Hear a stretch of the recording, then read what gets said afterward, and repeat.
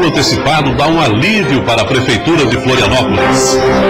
O valor arrecadado será utilizado pela Prefeitura para pagar os salários dos servidores municipais. Mas, enquanto não recebem, servidores protestam e anunciam estado de greve.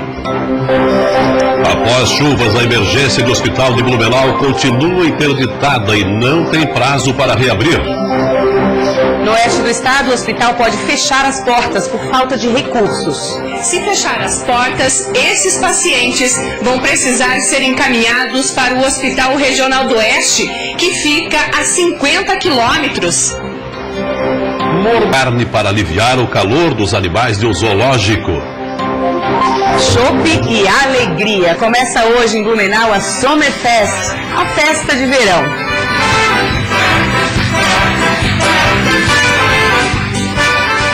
Quinta-feira, 5 de janeiro de 2017, está no ar o Band Cidade.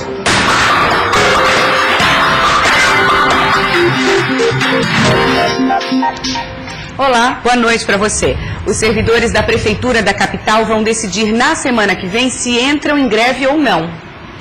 O salário da categoria só foi pago parcialmente e os aposentados ainda não receberam.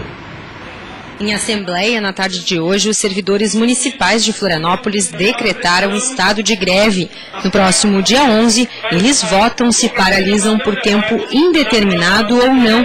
A assembleia foi marcada depois do atraso no pagamento dos salários. O pagamento do salário dos servidores deveria ter sido feito até o dia 30 de dezembro, 2 dias antes de Jean Loureiro assumir a prefeitura. Mas até agora, os mais de 9 mil servidores receberam todos, no máximo, R$ 3.500. Quem recebe acima deste valor líquido está com o restante do salário em atraso. Já os servidores inativos ainda não receberam nada. São mais de 2.000 aposentados. Sobre isso, é a rescisão do ACT, é o pagamento das férias daqueles que já estão gozando férias durante o mês de janeiro, que também deveriam ter recebido e não receberam. A Prefeitura afirma que está se empenhando bastante para levantar os recursos e completar a folha de pagamento. A dívida da Prefeitura consolidada ela passa de R$1 bilhão. Nós não esperávamos uma dívida com os servidores no montante que está estabelecido. São mais de R$100 milhões de dívida, só para o salário de dezembro são R$45 milhões. O município não tem esse recurso hoje. No início da semana, se cogitou utilizar a verba arrecadada com a cota única do IPTU, que vence hoje, para pagamentos dos salários faltantes. Mas hoje, o prefeito afirmou que é preciso cautela para direcionar os recursos. Para uma gestão fiscal responsável, esse dinheiro tem que ser dividido em 12 parcelas e usado na forma de duodécimo.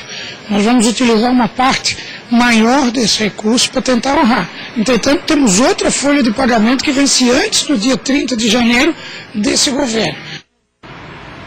Santa Catarina está entre os estados contemplados com recursos do governo federal para a construção de unidades prisionais.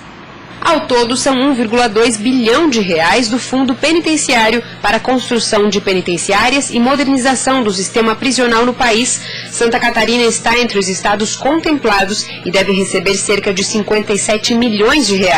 O dinheiro deve ser usado para a construção de uma unidade prisional no norte do estado, em equipamentos e na qualificação de profissionais. O prazo para a abertura de vagas no regime fechado é de 12 meses. A superlotação nos presídios do estado tem causado sucessivas interdições judiciais. Santa Catarina já teve 70% das unidades prisionais interditadas pela Justiça por superlotação. A emergência do Hospital Santa Isabel em Blumenau continua interditada. A orientação aos pacientes é procurar o Hospital Santo Antônio. Hoje, profissionais começaram a retirada dos entulhos e uma equipe do hospital está fazendo a avaliação dos materiais e equipamentos que acabaram molhando. Alguns medicamentos também foram atingidos e precisaram ser descartados. Engenheiros vão avaliar ainda se há risco de novos desabamentos e só depois o trabalho de reforma do local deve começar. Ainda não há uma previsão para o retorno dos atendimentos. Nós mostramos ontem aqui no Band Cidade que hospitais da Grande Florianópolis deixam de receber pacientes por falta de leitos. Já no interior, o Hospital de Caxambu do Sul, no oeste do estado, pode fechar as portas por falta de recursos. Seu Idanir tem 68 anos. Ele e a família já precisaram várias vezes de atendimento médico e agora o aposentado está preocupado com a situação do hospital. Mas enquanto que dá para fazer aqui, nós temos médicos aí que podem muito bem socorrer a população aqui em Caxambu. E se mesmo eles não puderem resolver, daí tem como encaminhar para frente, né? Contas de luz e outras dívidas que somam mais de R$100 mil, além do salário do mês de dezembro de 26 funcionários que ainda não foi pago. O hospital tem convênios com 3 municípios para atender pacientes, mas isso não é o suficiente para pagar as dívidas. E Caxambu é em torno de 20 mil, Planalto Alegre 11 mil, e Guatambu 14 mil. Essa é uma receita que a gente tem certa, né? Mas assim é insuficiente, ela não consegue manter a demanda, né? Porque às vezes tu interna mais, às vezes interna menos e a receita do SUS oscila muito. Atualmente, o Hospital de Caxambu do Sul abrange os municípios de Planalto Alegre e Guatambu, atendendo cerca de 16 mil pessoas. Se fechar as portas, esses pacientes vão precisar ser encaminhados para o Hospital Regional do Oeste, que fica a 50 quilômetros. A Fundação Hospitalar tem mais de 40 anos. Além dos internamentos, a unidade tem raio-x e realiza pequenas cirurgias. Mas para continuar atendendo a população, são necessárias doações. Na verdade, assim, nós temos assim, em torno de 8 a 10 mil reais de boletos até o dia 20. E, na verdade, o único dinheiro que temos assim é o dinheiro da farmácia. Então, assim, está faltando dinheiro para pagar esses boletos. Inclusive, há tempos atrás tive títulos protestados de até R$100, R$150 e a gente não quer que aconteça nessa agora, né? Para a população de Caxambu do Sul, a continuidade nos atendimentos médicos do hospital é essencial. Chapecó já é um hospital muito lotado, superlotado, então penso que seja de fundamental importância a comunidade se interessar e auxiliar nesse processo para manter o hospital sempre muito organizado e em dia, para que a gente não precise depender de outro município. Para nós aqui, para a comunidade, é muito importante. Precisamos, né? Ninguém é salvo de às vezes acontecer, né, de precisar do hospital. De acordo com o secretário de Saúde, o valor dos convênios dos municípios devem ser reavaliados nos próximos dias. É uma questão social regional, porque existe o risco de talvez amanhã depois nós ter que fechar as portas pela falta de recursos no hospital, né? E com certeza isso vai refletir, vai afetar o Hospital Regional do Oeste, no HRO, porque toda a demanda em saúde desses 3 municípios vai recair no HRO de Chapecó. O final de ano teve menos mortes nas rodovias federais de Santa Catarina. O balanço completo foi divulgado hoje. Este Natal e Ano Novo foram atípicos. Por caírem num final de semana, não houve feriado prolongado. Com isso, o movimento nas estradas aconteceu de forma mais regular e não somente em um horário específico. Mas os números das festas não foram muito diferentes do ano anterior. Entre 23 de dezembro de 2015 e 1º de janeiro de 2016, foram 337 acidentes, 339 feridos e 20 mortos. Nesta virada de ano, no mesmo período, foram 331 acidentes, 332 feridos e 10 mortos. A boa notícia foi a redução de 50% no número de óbitos. O que não havia em 2015 e existia em 2016? A lei dos faróis, que certamente deve ter contribuído para a redução das colisões frontais, tipo de acidente que pode ser facilmente evitado com o farol ligado.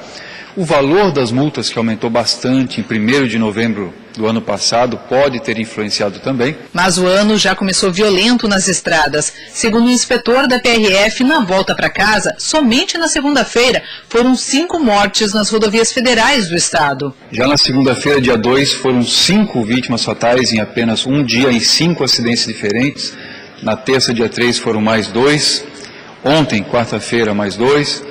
Então, está começando muito ruim o ano. Durante a fiscalização nas estradas, neste período de férias, a PRF identifica uma quantidade maior de passageiros nos veículos, mas 90% daqueles que sentam no banco de trás não utilizam o cinto de segurança, uma prática que pode evitar a morte em caso de um acidente. Porque em caso de colisão frontal, essa pessoa vai ser projetada lá para o para-brisa, vai ser projetada em cima dos motoristas, em cima dos passageiros do banco da frente. Usar o cinto é fácil, é tranquilo e pode salvar muita vida. 2 crianças de 2 e 3 anos foram abandonadas hoje pela mãe no bairro Monte Alegre, em Camboriú, no litoral norte de Santa Catarina. Os menores foram deixados em um quintal, em um carrinho de bebê, com alguns pertences e um bilhete, justificando o abandono dos filhos porque ela não aguentava mais vê-los passando fome. O Conselho Tutelar do município foi acionado e registrou o caso na delegacia de polícia. Assim que os pais forem identificados, devem responder por abandono de incapaz. Confira daqui a pouco, depois do intervalo. Contribuintes deixam para a última hora para aproveitar o desconto de 20% no pagamento do IPTU. E veja também picolé de carne e de verduras, uma solução criativa para alimentar e refrescar animais de um zoológico neste calorão. Voltaremos já já.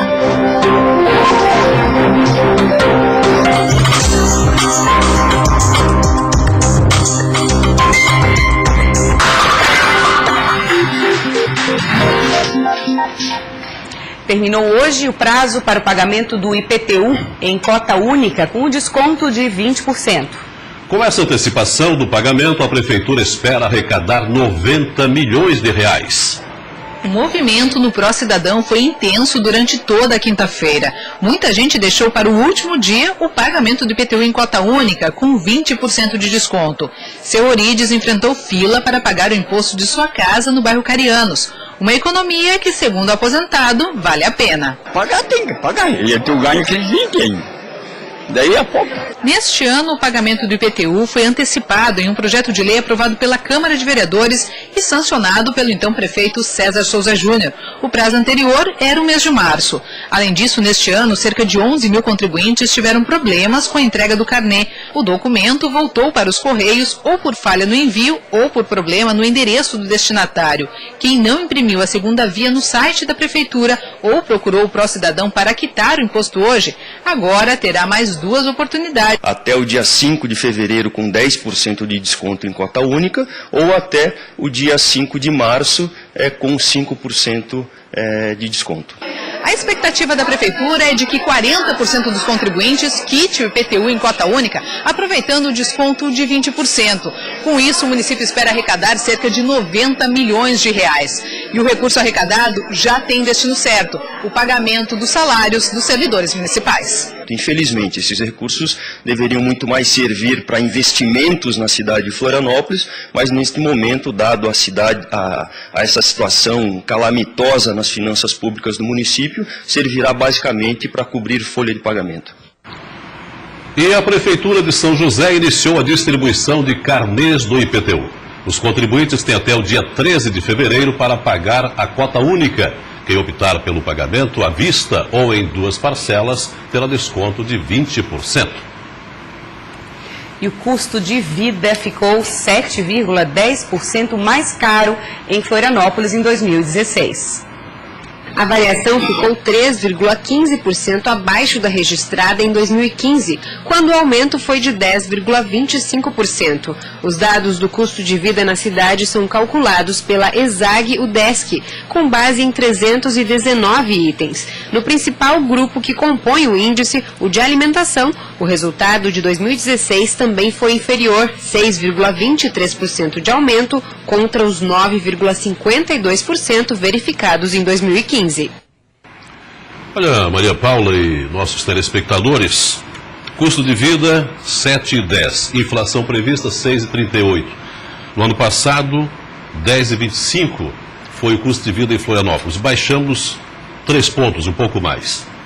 Eu considero que é um avanço, é uma maneira de expressar que as coisas estão se encaminhando para o lado certo, porque uma cidade, um município, com as características econômicas que tem Florianópolis, especialmente agora na temporada de calor, temporada de verão, é natural que as coisas por aqui aqueçam também, inclusive, o custo de vida. Portanto, eu acho, Maria, não sei se é o pensamento seu e dos demais, mas que nós estamos caminhando para um patamar adequado para o custo de vida aqui na nossa capital. Interessante falar nessa questão de custo de vida também, é que eu vejo que o comportamento do consumidor vem melhorando esse hábito de pesquisar antes de comprar, de retrair um pouquinho, de fazer aquelas perguntas, será que eu preciso? Será que eu preciso? Pensar duas vezes, né, Salvador? Isso também contribui aí para uma oxigenação da economia, vamos dizer assim. E nós temos agora aí um item que vai elevar um pouquinho em 2017, que é o famoso IPTU, principalmente para quem não pagar agora em cota única. É verdade. Vamos adiante. Vamos lá, e olhem só uma ideia inusitada. Com o calorão dos últimos dias, o zoológico de Pomerode encontrou uma solução para refrescar os animais. Os animais estão recebendo alimentação diária, que inclui frutas, legumes e até carne em forma de picolé. E parecem ter aprovado a versão refrescante dos alimentos. Até mesmo os leões estão recebendo e aceitando bem a alimentação congelada. Em Palhoça, atos de vandalismo foram registrados na Escola de Ensino Fundamental Maria Clementina de Souza Lopes. O local foi invadido e depredado. Tinta colorida e outros materiais também foram espalhados pela unidade, que está em recesso. A direção acredita na ação de alunos e deve registrar boletim de ocorrência. O primeiro relatório de balneabilidade do ano foi apresentado pela Fátima. O laudo aponta que 66,8% dos pontos de praia analisados estão próprios para o banho. Comparado ao relatório de dezembro, o laudo aponta a redução no número de locais próprios. Segundo a Fátima, o aumento da chuva interfere na qualidade da água. O relatório completo está disponível no site da Fátima. Reforço no combate ao Aedes aegypti. Em Itajaí, as equipes de monitoramento estão utilizando um drone para ajudar a localizar focos do mosquito. O equipamento ajuda as equipes no trabalho diário de combate ao mosquito. O drone sobrevoa áreas inacessíveis para os agentes e grava imagens que podem ser utilizadas para notificar os proprietários de imóveis onde haja possíveis focos. O equipamento foi disponibilizado pela Secretaria de Segurança e deve auxiliar no trabalho dos agentes durante todo o verão. As atividades são coordenadas pela Secretaria de Obras e Serviços Municipais em conjunto com a Secretaria de Saúde. Você vai ver depois do intervalo. A Chapecoense anuncia jogo amistoso contra o Palmeiras e também mais reforços aí para o elenco. Veja também dicas para mais segurança na praia. Os cuidados principalmente com alimentos, já que nesta época aumentam os casos de intoxicação. Band Cidade volta já.